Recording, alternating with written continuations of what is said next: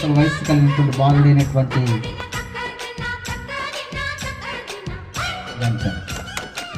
మరి చిన్న పిల్లడైనటువంటి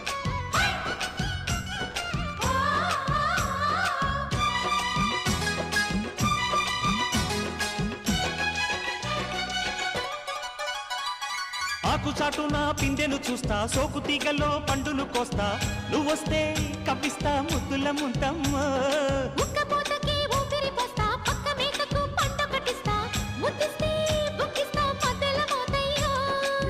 ఓలమ్మో పుకారులు షికారుగా రావమ్మో, ఎదలు ఎడెక్కిస్తే ఎట్టాబులమ్మో.